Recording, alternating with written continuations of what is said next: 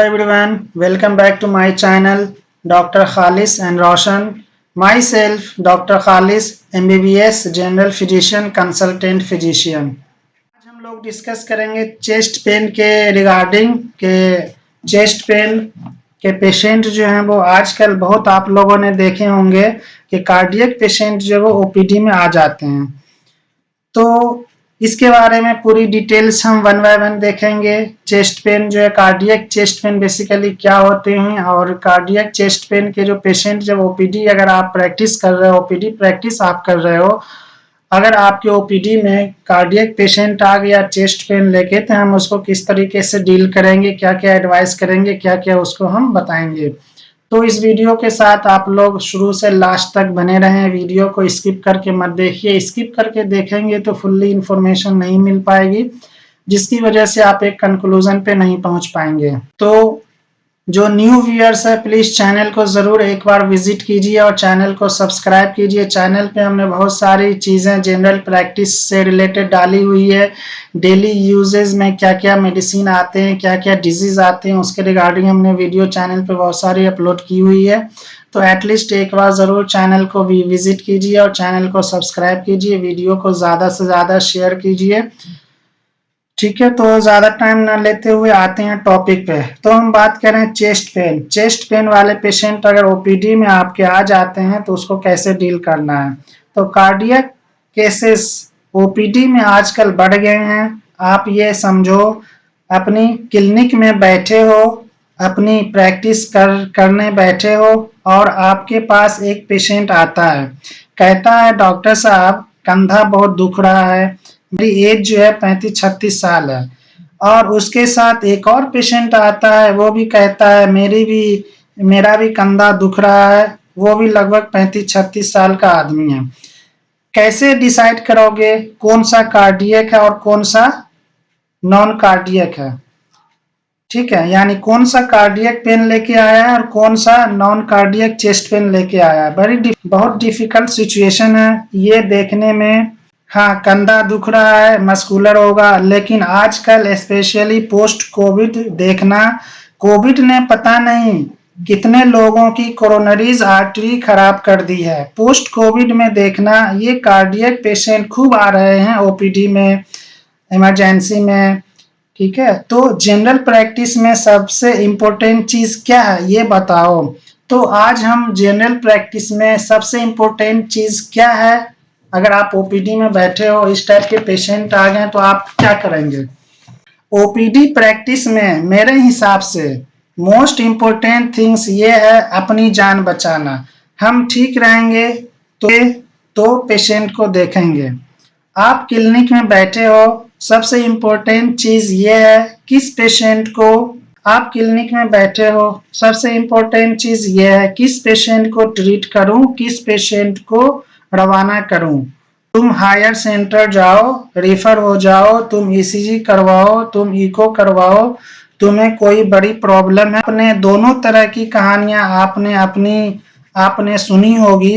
ऐसी कहानियां आपने सुनी होगी कि डॉक्टर साहब के पास लेकर गए थे, उनको कुछ समझ में नहीं आया, आधे घंटे तक देखते रहे, इलाज करते रहे, बोतल चढ़ाई, पेशेंट को हार्ट अटैक था, पेशेंट वहीं गुजर गया। बाद में अटेंडेंट ने डॉक्टर साहब का क्लिनिक तोड़ा।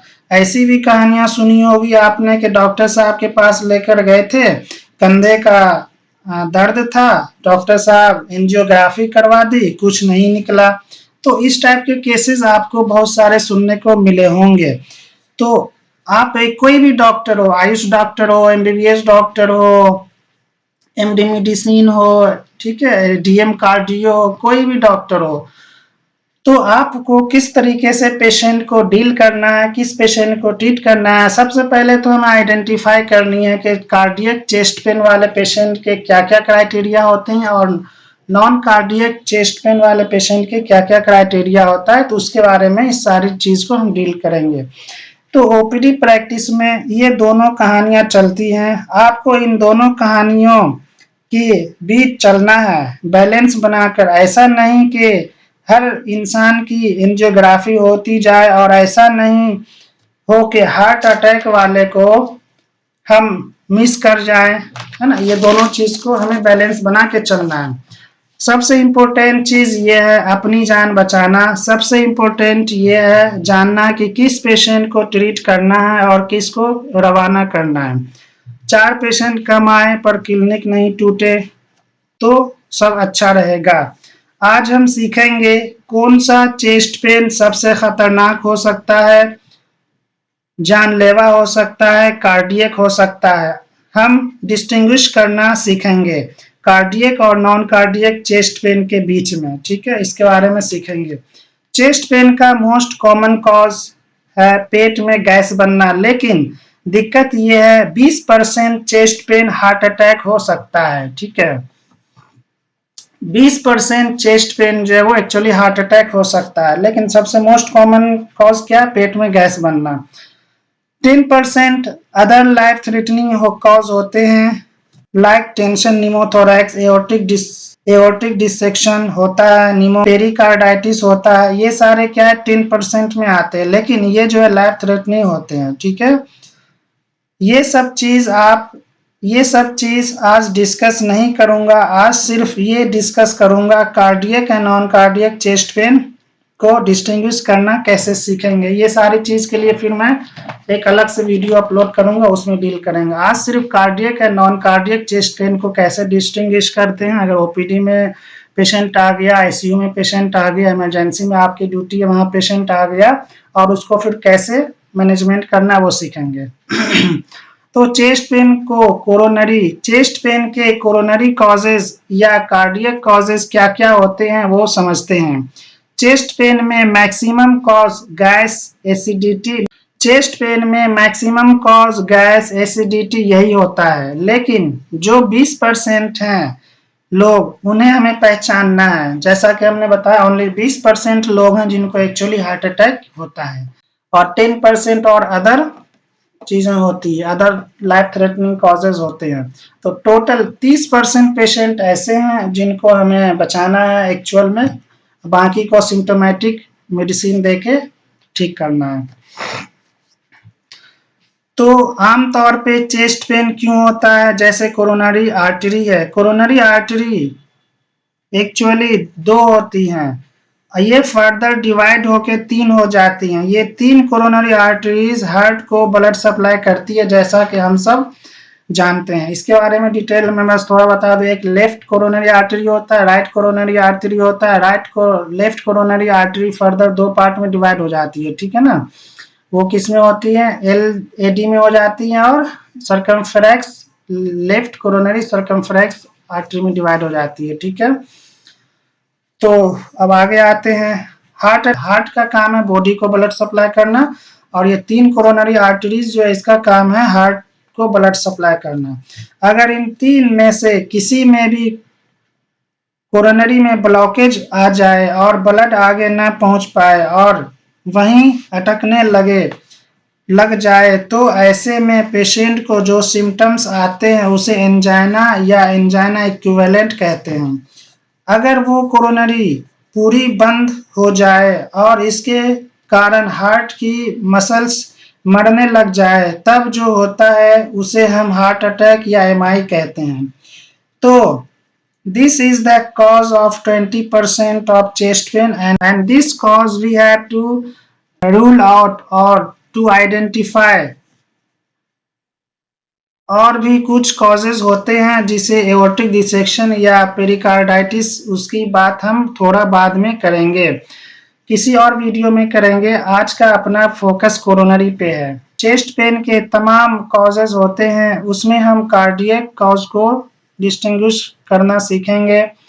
उसके भी पहले हम ये सीखेंगे कि कौन से पेशेंट हैं जो रियल रेड फ्लैग्स हैं, देख के डरना है। क्योंकि पेशेंट तो आता है, डॉक्टर साहब चेस्ट पेन हो रहा है, या कई बार ये कहता है कि अक्सर चेस्ट पेन होता है, पर आपको उसको देखकर अंदाजा लगाना है किसको रिफर करना है, किसको डील करना है। तो सबसे पहले आप ये देखो कि आज आपका पेशेंट कॉन्शियस ओरिएंटेड है या नहीं। अब कोई पेशेंट है चेस्ट पेन लेके, तो हमें ये देखना है कि हमारा जो पेशेंट है वो कॉन्शियस ओरिएंटेड है या नहीं है, ठीक है। बोलेंगे पेशेंट अटेंडेंट की सीने में दर्द उठा था आपके पास, जब तक लेकर आ रहे थे तो पेशेंट अनकॉन्शियस या बेचैन हो रहा था, उसे कुछ समझ नहीं आ रही थी, वो अनकॉन्शियस की तरफ जा रहा था, तो उसको तुरंत रवाना करो कि भैया एम्बुलेंस में डालो, आगे ले जाओ, बड़े हॉस्पिटल लेकर जाओ, ये यहाँ ट्रीट नहीं हो सकता, ये आगे ट्रीट होगा, ठीक है। क्योंकि ओपीडी में आप इस चीज को डील नहीं कर सकते हो। अगर पेशेंट को चेस्ट पेन के साथ अल्टर्ड सेंसोरियम है, just refer him, just shift him, don't even check to BP ECG, तो ऐसे पेशेंट को फौरन आपको रिफर कर देना है। अगर आपके पास कैथ लैब नहीं है, डीएम कार्डियो अगर आपके पास नहीं है तो आपको रेफर कर देना है, ऐसे हॉस्पिटल में रेफर करना जहाँ कैथ लैब हो, डीएम कार्डियो हो, ठीक है। फिर देखना है किस पेशेंट को सच में पेन है। जो पेन वाले होते हैं, चेस्ट पेन वाले पेशेंट होते हैं, जो स्पेशली एमआई वाले पेशेंट होते हैं, उन्हें खुद को भी पता होता है। आपको पेशेंट के शक्ल पे दिखता है, पेशेंट कहता है मुझे हार्ट ट्रबल हो रही है, मुझे हार्ट ट्रबल हो रही है। उसको पहले कभी नहीं हुआ होगा पेन, फिर भी वो समझते हैं।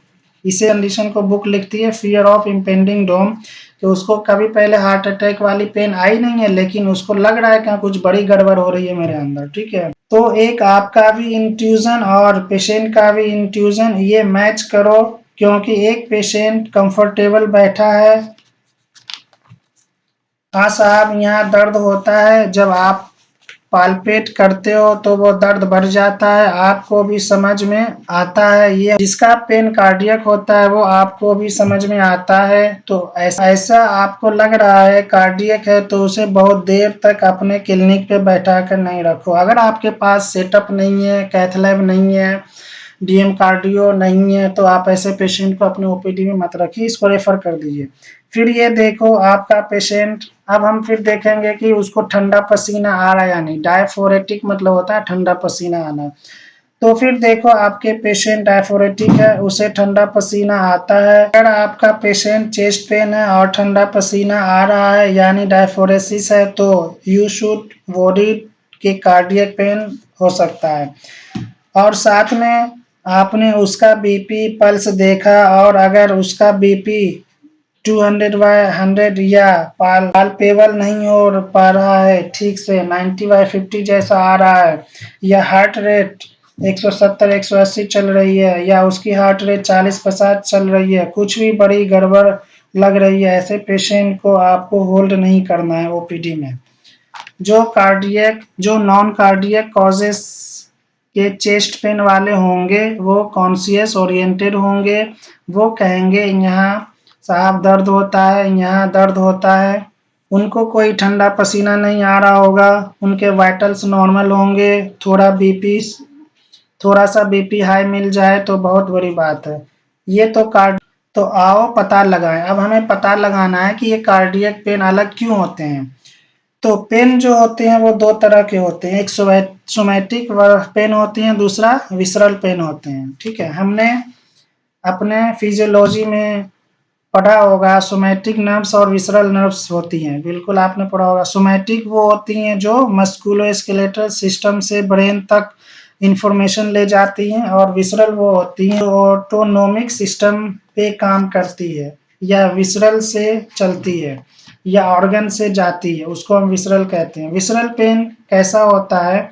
विसरल पेन ऑर्गन का पेन होता है, यानी आपके जीआई का पेन, जैसे गैस भर जाती है पेट में तो एक अनकंफर्टेबल सा लगने लगता है। खूब सारा खाना खा लिया और खा के बैठे हुए हैं, पेट फूल गया है, फुला हुआ है और कुछ अच्छा नहीं लग रहा है, ये वाला जो पेन है विसरल पेन होता है। चेस्ट पेन जो है वो विसरल पेन है, इसलिए कार्डियक चेस्ट पेन को पेशेंट लोकलाइज नहीं कर पाता है। कहने का मतलब ये है कि जो विसरल पेन होता है उसको आदमी लोकलाइज नहीं कर पाता है कि एग्जैक्ट आपका यहाँ पे हो रहा है, ठीक है, वो ऑर्गन का पेन होता है।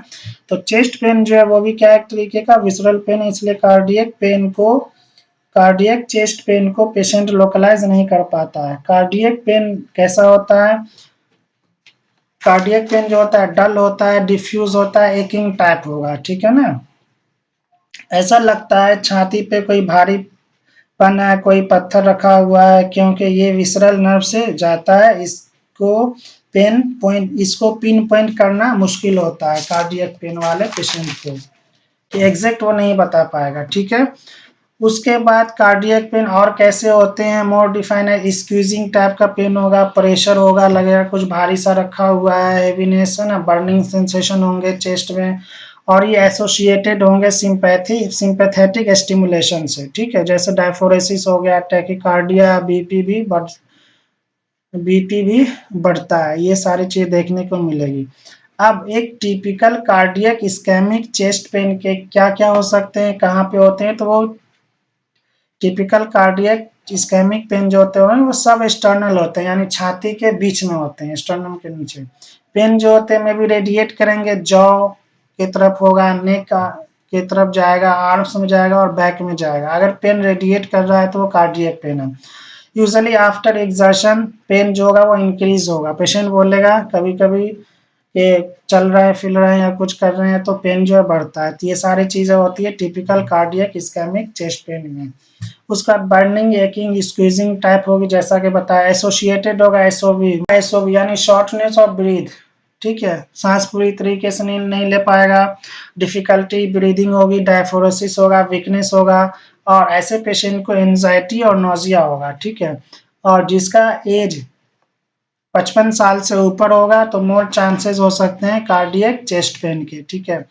अब उसके बाद देखते हैं स्टैकिंग फैक्टर्स, क्या क्या स्टैकिंग फैक्टर्स है जिसको हमें वन बाय वन पेशेंट से पूछना है।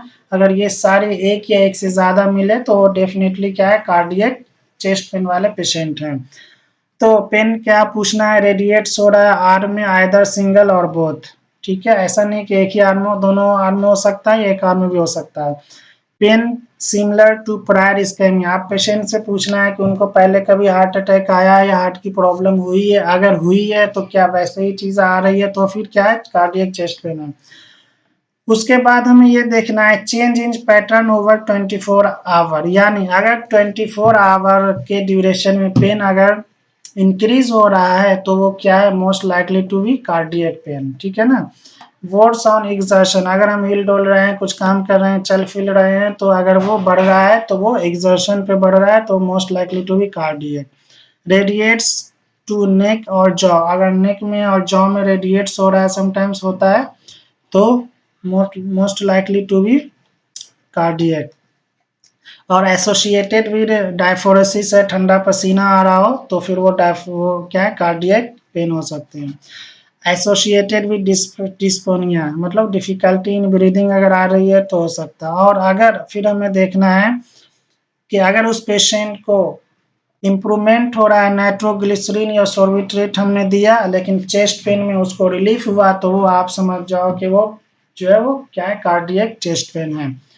तो ये सारे चीज को हमें देखना है, इस सारे चीज को वन बाय वन उसको पूछना है और चीजें करनी है। अगर ये सारी चीजें हो रही है तो आप समझ जाओ वो क्या है, कार्डियक चेस्ट पेन वाले पेशेंट हैं।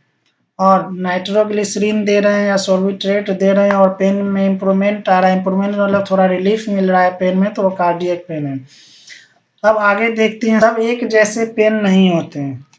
सब एक जैसे पेन का मतलब ये, अगर ओल्ड एज के पेशेंट हो, 70 से 80 साल एज हो रहा हो, या एल्डरली लेडीज हो, या सीवियर डायबिटिक फुट हो, डायबिटिक पेशेंट हो, इन सब को एंजाइना क्लासिक नहीं होते हैं, इनको एंजाइना इक्विवेलेंट होते हैं, फिर भी इन्हें एंजाइना के बराबर मानते हैं, तो इस चीज का बड़ा ध्यान रखना है। अब एंजाइना इक्विवेलेंट क्या होते हैं उसकी बात करते हैं। तो जिनको शॉर्टनेस ऑफ ब्रीथ आ रहा हो, सिंकोप या अनकॉन्शियस हो रहे हो पेशेंट, फैटिग हो, थका थका फील कर रहा हो, नोजिया एंड वोमिटिंग हो, और पेन इन गैस्ट्रियम हो, तो ये सारे पेशेंट जो कैसे होते हैं, एंजाइना इक्विवेलेंट होते हैं, और इनको भी हमें एंजाइना के बराबर ही मानना है, ठीक है। उसके बाद ऐसे पेशेंट का ईसीजी करवाओ, अगर ईसीजी फाइंडिंग मिल गई तो उसे रेफर या शिफ्ट करो। अगर आपके पास कैथ लैब है, सीसीयू है, ठीक है, तो कार्डियो आपके पास है तो उसे अपना शिफ्ट करो, नहीं तो उनको रेफर करो। लेकिन शिफ्ट और रेफर करने से पहले दो काम जरूर करना आप। एक ये कि डिस्प्रिन 325 mg वाला आता है, उसको खिला सकते हो, पानी में घोल के फ़ौरन उसको पिला दो और फिर रेफ़र करो, ठीक है? या टैबलेट सॉर्बिट्रेट दे सकते हो, ये दे के उनको फ़ौरन रेफ़र करो ताकि अगले हॉस्पिटल में वो जाएँ तो उनको थोड़ा पेन में रिलीफ़ हो और जो अगला हॉस्पिटल वाला डीएम कार्डियो होगा वो आपको दुआ देगा कि हाँ, तुमने जान बचा के भेजी है। तो ये सारे चीज़ों को हमें ध्यान रखना है। ये था कार्डियक पेन इन ओपीडी। अगर आप ओपीडी रन कर रहे हो और आपके पास डीएम कार्डियो नहीं है, सीसीयू नहीं है, सेटअप नहीं है, अगर आपके पास सेटअप नहीं है तो आपको देखना है इस तरीके से कि आपको जो है इस ऐसे पेशेंट को आपको रेफ़र करना है। रेफ़र करने से पहले ये दो तीन चीज़ें करनी है, ठीक है? और ऐसे पेशेंट को ज़्यादा टाइम नहीं लेना है। ये था कि चेस्ट पेन इन ओपीडी। अब मैं एक वीडियो बनाऊँगा cardiac and non cardiac causes of chest pain and there management. Next video इस पे आएगा।